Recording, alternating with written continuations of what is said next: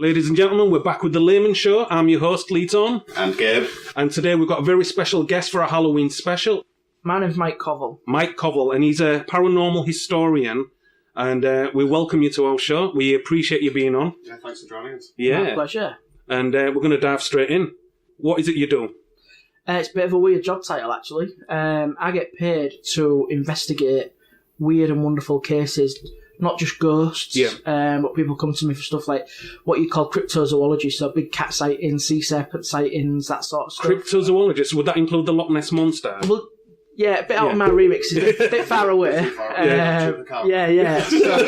further. But, between 1920 and 1937, there was a number of sea serpent sightings in the Humber. Wow. I investigated them and went back to the archives, and obviously because it was so long ago, there was nobody I could really speak to, so that was like a newspaper-based investigation. Yeah. But the weird thing about that is that when it made the headlines, the tabloids got involved, and they made it out like that I was the head of the Humber Monster Watch. Wow, I mean, that was literally just, it was just me, but it sounds like a cool title, so I'll have that. So when these people, when the people say they see these serpents, how big are they talking? We're talking 20, 30 feet long, but it wasn't just, like, when you think of Hull, and East Yorkshire and right around the coast and stuff like that. It wasn't like holidaymakers that were seeing them. It was people like fishermen. Spending the time on the water. Exactly. Yeah, a more reliable source. And that was a big case for me. That one, it went viral. Exactly. Yeah, these guys are trained to. They're professionals. To see this sort of stuff and notice it. So I mean, but that's just one arm. Yeah. Another part of it is I love the dark side of history. So like local true crime, local murders. Yeah, that's something I want to dive into. I do a lot of that. I also do like local ghost stories and stuff. I love looking at one of the things that I've come across in Hull is a lot of people that claim to be psychic. Yeah. And I like looking at their claims and finding the history to back them up or debunk them. So you come across a lot of mental people. I've debunked a lot of people that are hearing voices. Yeah, because I mean, in my lifetime, I have met one psychic, and the stuff she said to me, I relate to. But I'm wondering if it's like horoscopes, where they tell you something, and anyone can kind of fit it into your life. One psychic and loads of psychotics. Cold reading, it's quite easy to do. Because it's Halloween, we want to know about ghosts, Mike. Ghosts. Certainly. I want the listeners to be spooked out. Tell us where the most haunted place is in Hull. One of the most haunted ones that I love visiting, I go there every year, and you wouldn't think it, but it's Royal Station Hotel. Bloody hell. I mean, it dominates Farron's Way. It's a beautiful building, Victorian architecture. But in there, they have a history of stuff that goes back years and years and years. But not just of sightings, they also have quite a dark history as well that they don't really promote a lot. So for those of you who don't know, the Royal Station Hotel is one of the main hotels in our city centre. And like you say, it's an old building, and it's very big as well. I'm just wondering, is it almost exclusively old buildings that are haunted, or... Oh, no. No, I mean, one of the cases I did recently, one of the jobs that I have is I write a lot of articles for the Old Daily Mail. I get paid to write, ghost stories and stuff like that for them. They came to me and said, we want you to write about modern buildings that have ghostly experiences and sightings, and I went away and researched this, and you've got places like Prospect Centre, which is a big shopping centre in Hull. Did it used to be a hospital? That was built on the hospital. Yeah. You've got Prince's Quay. Now, the shopping centre was built on a dock, and between 1800 and 1900, there were over 1,000 documented deaths in that water alone. Wow. So this is people that have fell in, people that have been pushed in. Infanticide was common, so people that had murdered the babies and thrown them in the dock. That is gross. So I've investigated a lot of modern places, like I was saying, shopping centres, for example, Prince's Quay. The water itself, the dock, has been the home of over 1,000 deaths between the year 1800 and 1900. People falling in, being pushed in. There was even a guy who was walking from boat to boat, and a dog came out, jumped up at him, and he fell in the dock and drowned. A dog came out of the water? From one of the boats. Oh, from one of the boats. Pushed him in the dock. I see. And there was another case where a carriage that had beer on the back went towards the dock, and the horses went in, and the company turned around and said, get the beer out. Leave the people? Leave the horses, Oh, leave the horses. Yeah. So there's all these stories. Yeah. So there was a lot of stuff going on in the shopping centre when that opened. Bransholme Centre, quite recent, 1960s, 1970s. That was built on the site of the old RAF base. So people have been seeing people dressed in RAF clothing in there and stuff like that. So there's a lot of recent stuff. Yeah. St. Stephen's was... To build St. Stephen's, they had to knock down St. Stephen's Church, exhume the bodies, and then now they're coming to me and saying, why is this shop haunted and why is that? Was it Victoria Square? There was the St. Stephen's Square at the back. That's where all the graves were, weren't graves they? were there, yeah. And I thought they were protected. They weren't allowed to be dug up. No, they were exhumed. If you go to Edinburgh Cemetery, they're in a mass grave in Edinburgh Cemetery. So if you're thinking about, upsetting the dead and making these spirits unquiet, what better way to do it than dig them up and dump them elsewhere? Shop workers are coming forward and saying, we've got CCTV of stuff in the back storeroom moving, or, we've caught stuff on camera. Bloody hell. Quite new buildings as well have experienced stuff. So you've been on television, haven't you, on some famous programmes such as Most Haunted? Yeah. With, what's her name? The blonde lady? Yvette Fielding. That's it. Yeah. I used to do a lot of ghost walks and stuff like that. I have a company called Amazing Hull Tours, and we're active in Hull and East Yorkshire. What are they called again, sorry? Amazing Hull Tours. Amazing Hull Tours. I think the laymen should get themselves on this tour. Yeah. Certainly. Do a bit of digging ourselves. Yeah. More than welcome. Yeah. So basically, I met Carl and Yvette from Most Haunted on one of these tours, and they asked me back to film. Wow. And from there, we just hit it off. We just became real good friends. That's brilliant. When they were filming, they actually left one of their Ouija boards behind, and it was autographed by all the cast and crew, and they'd left that, and I looked after it for months and months and months, and the next time we met, I gave it to them, and they couldn't believe it. And I got a bit leery and said, you know what, if you're doing anything else, give us a shout. And they rang me up a couple of days later and said, we're doing Most Haunted Live, but you can't tell anyone. So I ended up going to Pontefract, a modern experience. I got to work with Paul O'Grady and Rylan off the X Factor and all the Most Haunted people. And so that was great. We shot at 30 East Drive, known as the Black Monk House in Pontefract. Yes. And then that led to another job with Nick Roth from Ghost Adventures, Katrina Weedman from Paranormal State. They were doing a TV show called Paranormal Lockdown, which is on in the UK at the minute. They were doing a special. It was going to be like a 2-hour special. And they were back in Pontefract, and they called me and said, will you come and film with us? The thing I didn't know, I was working with them. Yeah. When someone rings you up and says, we're going to send you a car to your house, pick you up and take you to film, you never get told who you're going to work with. Did you get a bit starstruck at any point? I did, yeah. Did you? Nick Roth, Yeah. My kids love Ghost Adventures. Yeah. So, I was there with him, and I had my phone in my pocket. I was like, I'm dying to text my kids. I couldn't. We were filming. You got to be professional. But at the end of filming, I was like, can I get pictures for the kids? Did you notice it all being on TV? What was that? Sorry. Did you notice it all being on TV? No, I mean basically especially Most Haunted Live. That was the first live broadcast I'd ever done. Yeah. And what a way to drop into a show that's watched by thousands of people. I didn't see what was going on, because obviously you're there and in front of the camera, you've got the microphone and the camera's at you. I didn't see what was going on social media. It was only the next morning that I went on social media, and I had thousands of tweets and emails and text messages and all sorts. I've missed all this. So you're basically a local celebrity now, aren't you? I wouldn't say that, but people do. People come up to you and ask for your autograph? They have, yeah. If I do lectures and stuff, people will bring the books. Oh yeah, I mean that's something we need to touch on. Stop me for photographs, and it's a bit weird. But I'm real grounded. I've got kids, I've got family. So exactly. It's not But how many books have you written up to date then? Good question. I've written 28. 28. How many have you published? 18 are published. Yes. The rest are with. I've got another 11 with the publisher, and then I'm working on the next lot now. I basically, if you're writing a book and you're writing it from sort of A to Z, some of the projects I work on are quite morbid, and when you're working about death and murder and stuff like that, it gets you down a bit. So I have 3 or 4 projects on the go. And if I think that I'm getting too involved, I wrote a book about a little boy called William Papper. Was William Papper the little boy on the ship? It was, yeah. Yes, I remember reading about this. And I wrote a book about it, and I got really involved with it, so much so that when, at the end of the night, you were getting, I was getting depressed. Yeah. And it was bringing me down, and I wanted to tell his story, I wanted to do him justice. And all that, you go into the archives, and every day you're reading about murder and death and what they did to him. So it was getting me down quite a lot. So what I do is I flip between projects. I'd write some of the ghost stuff, some of the just to keep you above. Serpent stuff, and then go back to the murder stuff, and that's why I write so many books.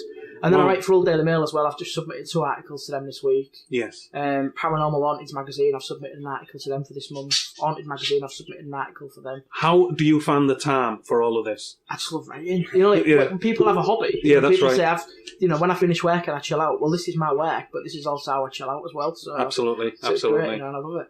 Yeah. So obviously, I've had some weird experiences. On the other hand, Gabe here... I think we've all had weird experiences, haven't we? No, but I've seen things that I can't explain, and things have happened that I can't explain. I've seen things that I can't explain, but I usually wait until I can explain them or somebody else can. Yeah. So what have you... This is where Mike comes in. Absolutely, absolutely. So what have you seen, Mike, that you cannot explain? Well, God, where do we start? I remember one night I was doing an investigation in a place called Oriel Chambers on High Street. Yes. In Hull, which is the Wilberforce Institute. It's owned by Hull University. In there, on the hour, every hour, they had these lights that kept coming on. Right. On their own. And they were in this storeroom with 2 locked doors. So I assumed it was like anti-theft. Yeah. You know, like every hour they'd come on to stop burglars and stuff like that. Yeah. Totally ignored it all night. The next day I was chatting to the guy who runs the building, a guy called Dr. Nick Evans, and I said to him, what is the deal with these lights? And he said, well, you physically go in the room, switch on the switch. Yeah. And I said, well, this won't happen. And these were coming on. So they had an electrician look at them, see if there was a fault. The electrician examined them, there was no fault. So obviously something was messing about with these light switches. So I thought, right, well, let's go and look at the history of this property. I discovered 2 things that really stood out for me. And this is when you find, I call them eureka moments. Yeah. When you find this bit of evidence and the hair stands up on the back of your neck. The first one was in 1939, the Hull Daily Mail published an article about communal air raid shelters in Hull. And one of them on High Street was in Oriel Chambers. And the rules that they published was that to practice every hour, we'll set off the emergency siren. Yeah.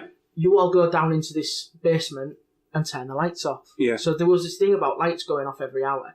Then I went back even further and discovered it during the Zeppelin raids, 1914 to 1916. Yeah, because Hull was a major target, wasn't Exactly, yeah, the Germans were coming over. We also had blackout conditions. Oh. And the owner of that building, and this is when it was offices, was pulled before the magistrates in Hull because during the blackout his lights kept turning on by themselves. Ah, so there was these 2 instances in history revolving around lights, and it could be a massive coincidence, but it's just weird how scientifically we couldn't explain the electrics. Yes. We couldn't. The doors were locked, so there was no way we could get in and tamper with them. And then you've got these 2 slices of history that back up what was going on. That's right. Yeah. So that was the hair on the back of my neck stood up then, and I thought maybe there was something paranormal. Exactly. But that night we had footsteps in down there in the basement. They've got a really long corridor. The lights are those that you have to walk underneath to switch on. Yeah. And we heard these footsteps running away from us, and the lights came on, but there was no one down the corridor. Bloody hell. So you could hear physically, boom, boom, boom, boom. Yeah. Nothing there, and that was quite eerie because then you've got to go, it's your job to go in search of that. That's right. You can't scream and run away like they do on TV. You've got to go, and because then people will say, well, what if it was someone messing about? So you've got to go. So you've got to stay. And I remember we went down there and we looked in every room, and it was like the SAS. Yeah. But crappy version. Bursting in these rooms with our torches and all this equipment, and every room was empty. There was no one down there, so we still can't explain. So is it frustrating then when you hear something, you go after it, and you can't find anything? Oh yeah, it's frustrating, but for me, it's the thrill of the chase. It's the thrill of that investigation that kind of. I wonder, drives is there me on. anything that you objectively don't believe? Well, yeah, I mean, one of the weirdest cases I dealt with was the Beast of Barmston Drain story, which was a 7-foot werewolf. In Hull, in Hull. in an area called Barmston Drain, East Hull. This was a story that I began writing and researching for an article in the Hull Daily Mail. So did you write the article? Because I do remember seeing it in the newspaper. The first article I wrote. I see. But it was funny because I'd said to him, right, I'm going to go out. It was a bank holiday weekend. I said, I'm going to go out with a team, check Barmston Drain from one end to the other. We're going to see what we can find. And the guys at the Old Daily Mail was like, make sure you ring us up every hour to let us know you're okay. Yeah. Like, they were genuinely worried, concerned, yeah. And I forgot, I ended up in Burger King on Stone Cold. So, like, the next morning, morning, I'm getting all these phone calls, like, is everything okay? You didn't, so we investigated that. I found a few tantalising things, like, I found carcasses of animals that had been ripped apart, but you can't rule out dogs. Yeah, exactly. Or foxes, yeah. I found a big... Or pissheads at 2 o'clock in the morning. I found a big pile of turd in a cemetery, and I couldn't explain that. Animal's turd. It's not a human one. Could have been a human, it could have been animal. You can't rule this stuff out, you see. Yeah. But the weirdest thing was we found a grave that was open with scratch marks in it. Ooh. And that was strange. That is. This story's going back to the 15th century of werewolves hanging around. Could the scratch marks have been made like a wild dog or a fox? Could have been, exactly. So there was all this. So there was stuff that if you put it all together, you could think, well, wait a minute. Yeah. But separately, you think, it's coincidence. Do you feel as humans we try and rationalise everything and try and find a scientific outlook? I think so. Yeah. I mean, one of the interesting parts about that was someone had come forward from the Dangerous Dogs Department from Hull City Council and said they'd had a call out of a wolf on the drain. So that to me was interesting because then I thought, are we dealing with a wolf or are we dealing with a dog that looks like a wolf? Yeah. You've got a big gypsy encampment down there. Yep, yeah. And they all have dogs. You can hear them barking on the night. So there was all these little things where I tried to investigate as much as possible. And then there was the drain itself. Again, a place with loads of death. Kids used to swim in it back in the day. Yeah, that's right. I remember. A lot of kids used to when it used to fill up, they used to go... Yeah. So, yeah, well, back then it was there was a power station near Needlers which gave out hot water, so the kids would swim in this warm water, and it was clear water. Whereas now it's full of car parks, bikes, shopping trolleys. Yeah. So that for me was an interesting case. I mean, the best night we had was we took some reporters out. That it appeared in the Old Daily Mail and it went viral almost instantly, and then the national newspapers got on it. And they were sort of saying, people in Hull are seeing this 7-foot werewolf. And we never said it was 7 foot. We said it was 6 foot, but it jumps over a 7-foot wall. So they changed that already. Yeah. So already the story's evolving. Yeah. And so I said to him, do you know what? Let it come. Let it come down and have a look. Yeah. So we went down the drain one night, and I'd done a tour in town, so I had my suit on and everything. So I'm taking these people around and down the drain, dressed in my suit, looking real smart. There's cameramen there and photographers and people from all the national newspapers. And we saw these green eyes looking at us from across the drain. And I'm shining my torch on them, and these green eyes are looking at us, and then another set appear. So I'm stood there, I'm with this guy called Charles, who's a folklore expert, and his partner's an animal tracker. Where us three they're like, don't know what the hell this is. No idea. Yeah. I turned around to the assembled world media, and they'd all done a runner back up Skullcoats Lane. And when I caught them up and said, what did you run away from? They said, we heard stories that the werewolf can jump across the drain. Bloody hell! So in all fairness, the next day, in the national newspapers, it said werewolf spotters see these green eyes, and they reported it as is, which was great because then it kind of validated what people are seeing. And what were the green eyes then, Mike? Still don't know. Still a I never get answers. Yeah, well, this is the thing. Yeah. One of the best explanations I had was from a friend of mine, a guy called John. He's a doorman. Yeah.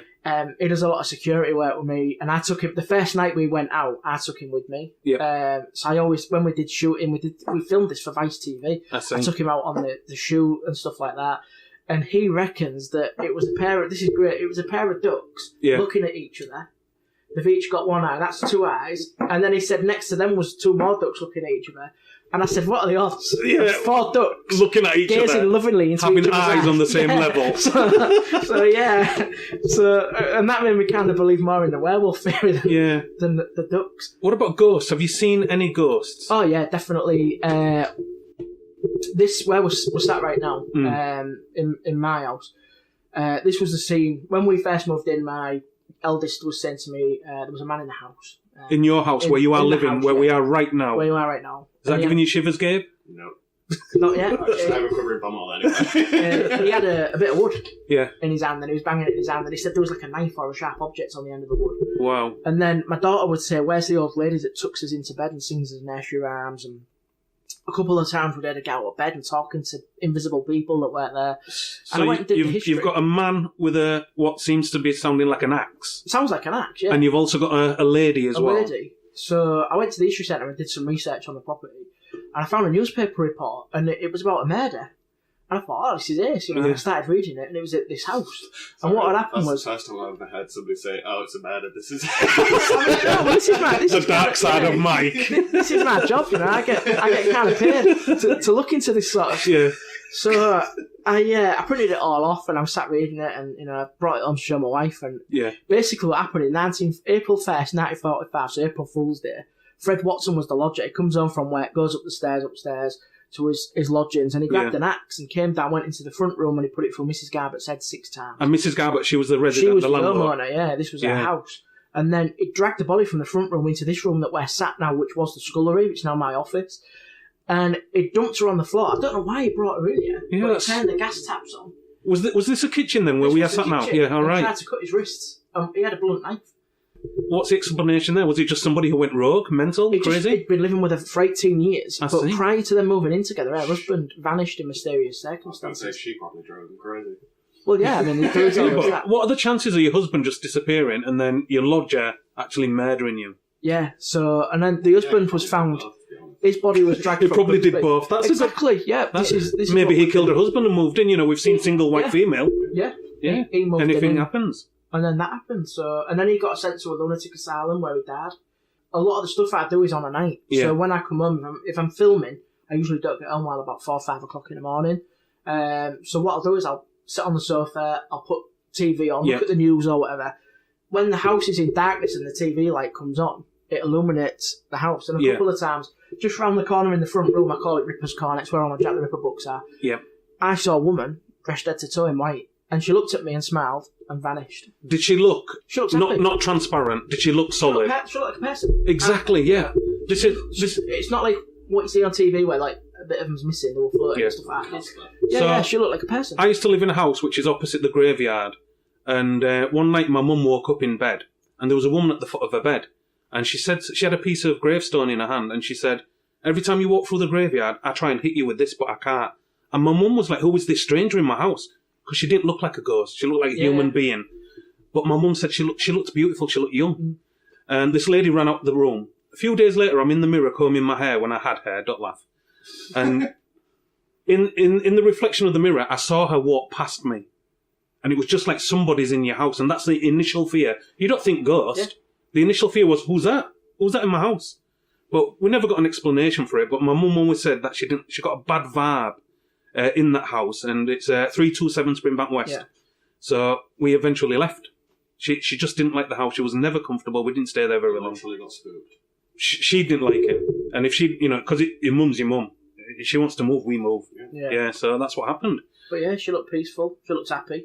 Yeah. So she looked just like a real person. But she didn't communicate. No, she just smiled at me and disappeared. Do ghosts have a problem communicating? Smile is communication. Yeah. I mean, she was happy. Well, like audio communication. Do they have a difficulty? Well, I mean, I've worked on cases with these spirit boxes and stuff like that. One of the most interesting ones on that I worked on, I'd finished writing the Marfleet murder mystery. The Marfleet murders. That's the area we're in almost, isn't it? East Hull again. Yeah. She got on the train just where Astor is, round the corner, and she went to Aniston's to have a photograph taken. Then she got on the train, she left and went to Marfleet, and she was murdered. She had her throat cut. And we were filming a documentary about her life, and we were on location at the drain where she was found. And a little old lady came out this house, just down the lane, and it was the house where she used to live. And the old lady came up to me and she said, I've been expecting you. She said, I had a dream, and in this dream, this young girl came to me and said, Mike is going to come and speak to you. See? The cameras were rolling, so we caught it all on camera. Yeah. So we went back to the house and we sat talking and stuff like that, and we talked about, this Mary Jane Langley. Later in the evening, we went back to Aniston's to do some work in Aniston's, and we set up this spirit box, and we were like, who's here with us now? Yeah. And this voice came through and it said, it's Mary Jane. Was it clear? Or was it everybody was with like, white noise? Or So I was like, if it's you, Mary Jane, I've been researching you for years. A big part of my life is researching you. I've visited your grave, I've met all your family members. Bloody and then clear as day, like you're speaking to me now, it said, right. Hi Mike. And I mean, I'm not going to lie, I was in tears. I was in bits. I was just about to ask you, did the hairs on your back go some of the family members, some of the family were there. And they were like, what the hell? Is that possible? They were in bits. We were just like, whoa. I mean, that to me was a clear indication. And then on another occasion, we were looking into Frederick Bailey Demon. Frederick Bailey Demon? He was a murderer, he was a bigamist, he was banged up in old prison for 9 months for fraud. Marriage, a woman in Beverly bigamously, already had a wife and 4 kids. How long ago was this one? 1890s. 1890s. He travelled all over the world. He was a pimp back then, wasn't he? Yeah, he was travelling all over the world doing all this sort of... What was he, a businessman or a showman? Conman. A conman? Yeah. So he was a gas fitter by trade, but he was a conman. And he ended up with 4 wives, 4 kids. He murdered 2 of his wives, 4 of his kids. Bloody hell. And he was in Hull when she was murdered, when Mary Jane was murdered. Yeah. And we had the spirit box out. This voice came over and it said, I am the demon. So automatically people assume the devil. Demons, devils and stuff like that. But his nickname was Demon the Demon. Ah, I see. So that was Demon really interesting. The Demon, people were getting worried and saying, Satan's in my house or whatever. Exactly, but in actual fact, in all chances, it was probably him communicating. One of the questions I do have is that all hauntings seem to be old. I mean, we're in 2018 now. Where's a haunting from, say, 2005? Where's the modern hauntings? Good question. Yeah. I mean, this is like we said earlier about the some of the properties that we're looking at. I mean, that's it. If someone sees like a ghost in a Kappa tracksuit, no hipster ghost. Yeah, exactly. So yeah, I mean, I guess what you got to look at is, where would you go to look for them? I mean, a great place would have been Club Oasis. We was talking about this earlier. Yeah, that's right. I mean, years ago, I used to run a nightclub for a few years called Club Oasis. And the cleaners reported a lady walking past them, and then also a little girl laughing and things moving. So obviously you know the place, Mike, and you've investigated it. Did you find anything there? Well, we picked up on the little girl. Oh, I see. So we got a lot of stuff from the little girl. But it was like playful stuff. That's right. Sinister. Yeah. It was quite nice. We took marbles. We were throwing marbles and we were coming back and stuff like that. And I mean, that was weird. But now they're all houses, aren't they? They're all flats now. They've all been modernised. It'll be interesting to see if they've got a kid stood in a Kappa tracksuit with glow sticks dancing about at 3 o'clock in the morning. Yeah. Do we know the causes of, say, a lot of these potential ghost sightings? Is it like trauma in the murder? Is it all in the suicide? Or like some people say they're not laid to rest. Yeah. Oh yeah, I mean, you could say that they want closure. Right. There is that aspect, and the other thing as well, because I mean that's kind of a two-sided question as well, because you've got to think of the experience of the people who are seeing it. Yeah. And people have said that like one of the biggest things is like electromagnetic fluctuation. That's right. We've seen that on Ghostbusters. Ulnuth Theatre, and there's a place in Ulnuth Theatre where people have seen a ghostly woman on the dress circle right at the top. And I went and I took a standard stud detector, what you use when you're drilling through your wall, and I found the electrical junction box was right on the spot where people are recording paranormal activity. So it could be that is influencing what people are feeling. But another one as well that's come out recently is that people are more prone to seeing ghosts if they take on excess caffeine. Hey, so energy drinker. Yeah, exactly. Yeah. What do most people take on paranormal investigations? Either coffee or energy drinks. So to make you more alert. To make you more alert. So is that like a byproduct of the substance, or is that opening you up to see more stuff? I've experienced that. Could you force yourself to see something that's not there? I've been in places where stuff's happened. Yeah. And it might be like you say, a creaky building, but because people have this attitude that place is haunted, when stuff does happen, people will automatically assume ghost. Yeah. Now, if you go with a group of 30 people and one person screams out and says ghost, and you're in the dark, mob mentality, everybody will be like, where, what? Yeah. I think I saw it, I think I heard it, and then you just get the ball rolls, you see. And I've had that a lot. I've had people experience stuff where it's just like a window creaking or a drain pipe dripping, and people have automatically assumed, because of the reputation of the building, that it must be a ghost. Yeah. I've seen that a lot. So it's your job to debunk it. Exactly. Yeah. We investigate that. Like I say, we don't run away from it. You run towards it, and it's horrible. It's a natural instinct, isn't it? Fight or flee. Yeah. Yeah. But you've got to go and find out. If I hear someone screaming my name and there's no one, you're not in the building, I'm leaving. Yeah. I'm not running towards it. Black people don't. We get killed fast in the movies.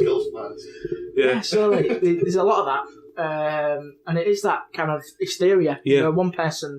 One of the funniest ones we did was in Royal Station Hotel. And I don't know if you know Aldermas Road well, but opposite East Park was there's a row of houses between like Lee Street, Brindley Street, all them.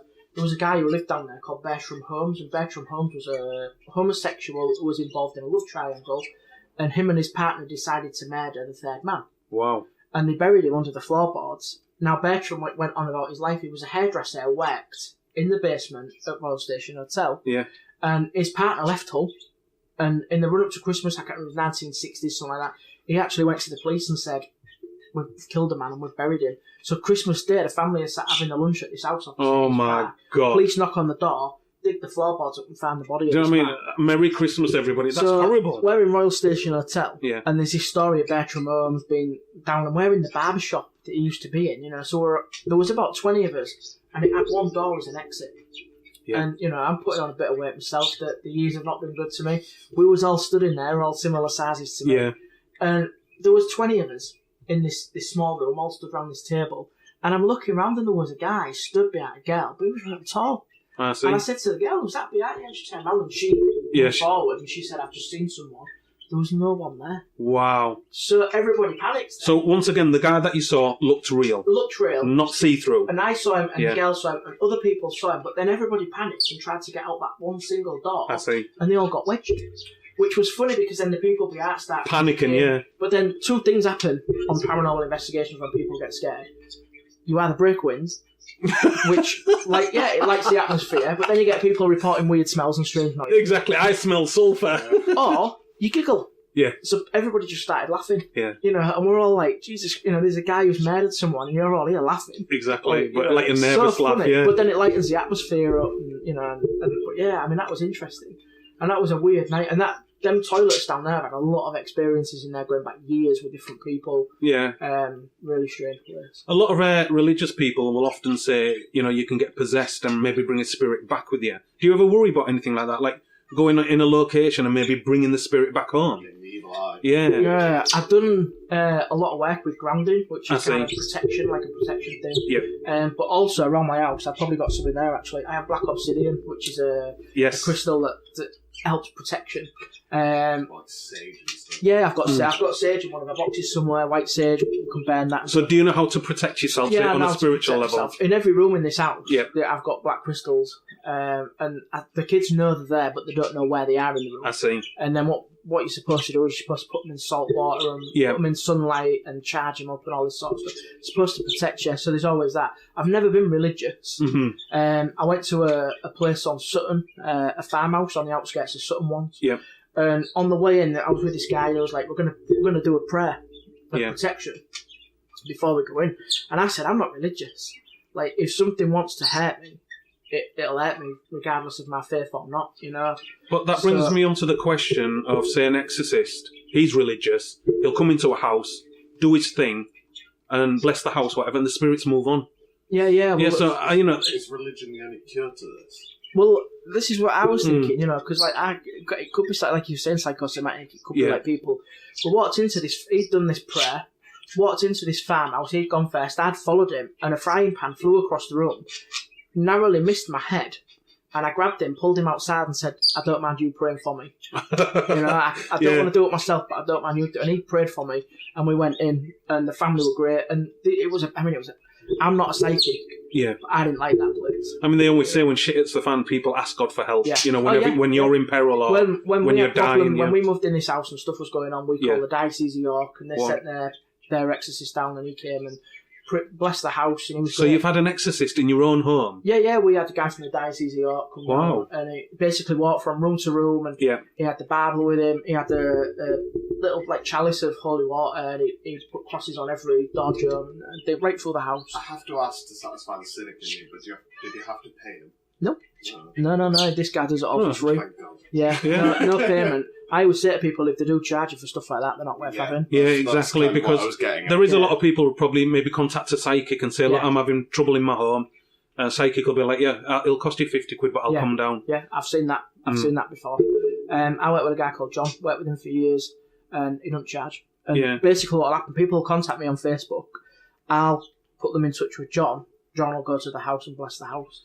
So what's happened to the two entities that were in your home, the axe guy and the old lady? Are they still here? She's still here. That's what we've been told. But he's gone. She's with us. She's on the podcast.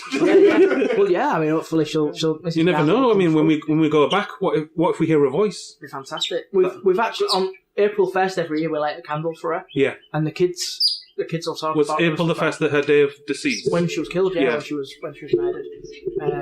So they do that. But yeah, I mean, personal stuff as well. My dad passed away in 2010. Yeah. I was at the Jack the Ripper conference the day he passed away. I got a phone call saying he was dead, and what do you want to do? And I carried on, got on there and lectured and stuff. Came back to all, sorted it all out.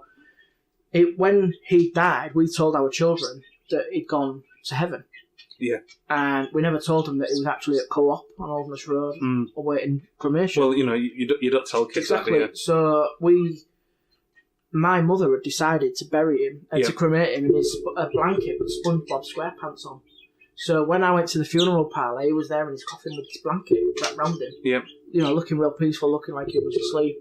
I said my goodbyes to him. Went to the funeral. A couple of days later, my boy comes running downstairs and he's like, Dad, I've just seen Grandad upstairs. Wow. So I'm like, what?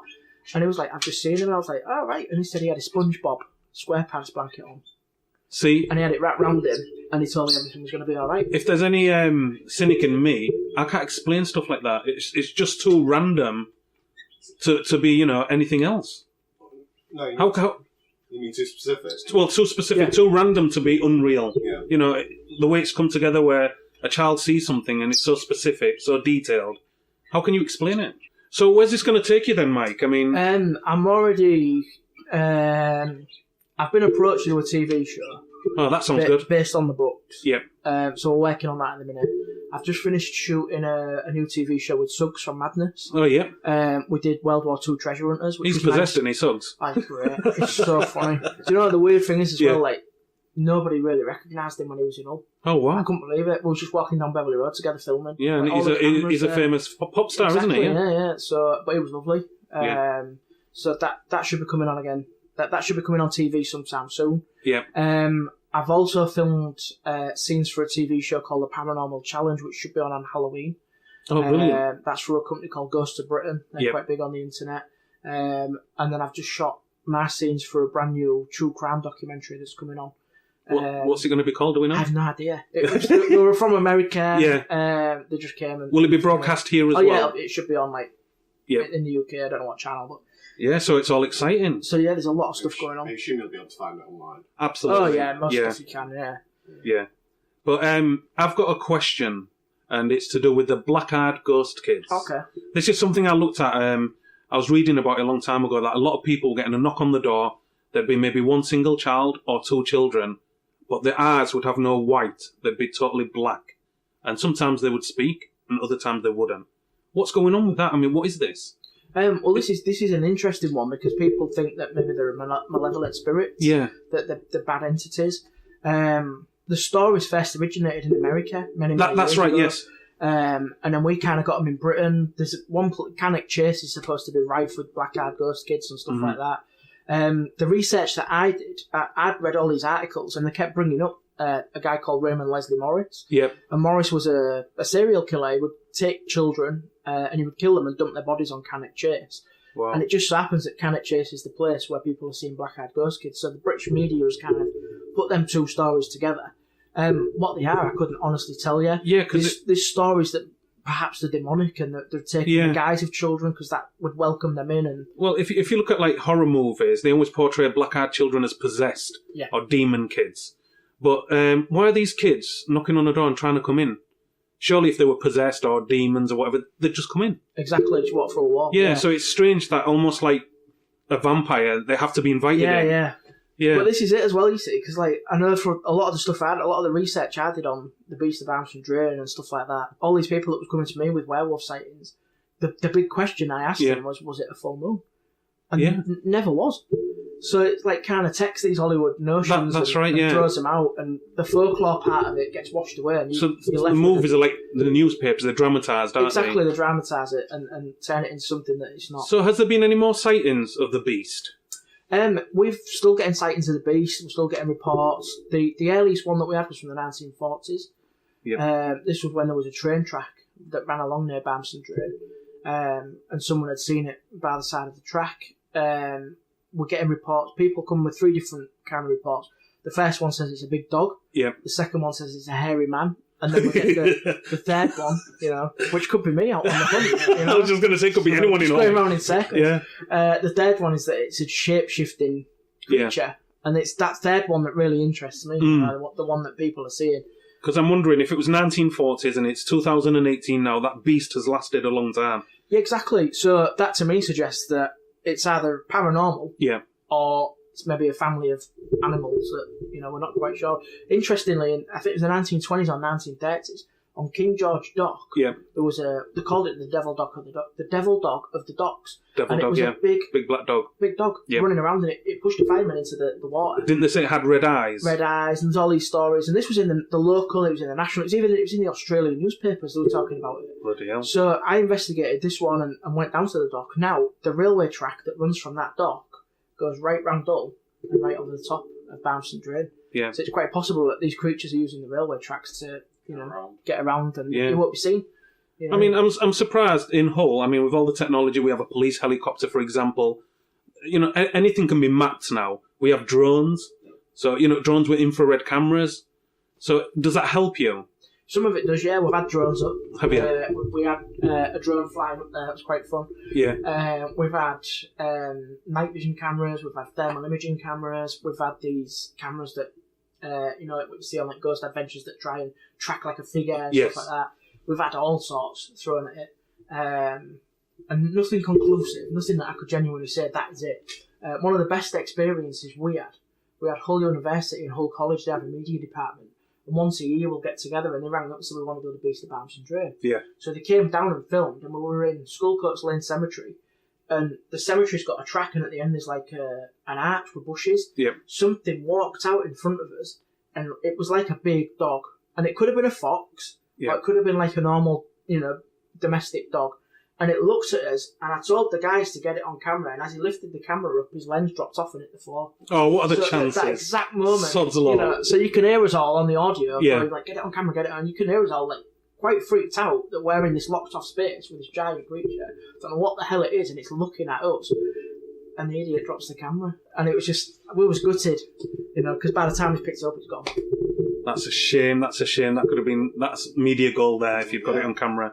But we've got plans to become a video podcast, Mike, and we'd love to invite you back on and see where you are with all these investigations and your books. I want to talk about conspiracy theories. Oh, yeah. We might as well before we leave. Yeah. Get a lot more input from me on that episode. Absolutely. But so everybody check out Mike Covell's books. He's got so many books out, so many coming out in the future. And what's the latest event that you're in coming up? I've got loads of stuff on Halloween. Yeah. I've been teaming up with Gin Palaces, you know. Yes. Gin and Ghouls. Gin and Ghouls, everyone.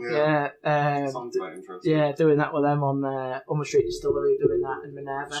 Check out the Facebook group. Yep. Yeah. Check out Facebook. Check out Amazing Hull Tours. All the new stuff goes on there. Amazing Hull Tours, everybody. Yep. Yeah. Great podcast, I think. Yeah, so Mike, I think I need blessing before I leave now. So for listeners out there who's got a little bit spooked and you live in Hull, I don't blame you. Get a priest, get blessed, get a crucifix, whatever you're into that makes you feel safe. Or maybe even some of these black crystals that Mike was talking about. Yeah, get into it. Happy Halloween. I want to go ghost hunting. What about yourself? I'm down. Yeah, you're down. I'm down for any. I want him to be scared. Yeah. Well, I'll have to take you out one night. Yeah, that'll be brilliant. Absolutely brilliant. Well, thank you very much, Mike. It's been great to meet you. Thank you.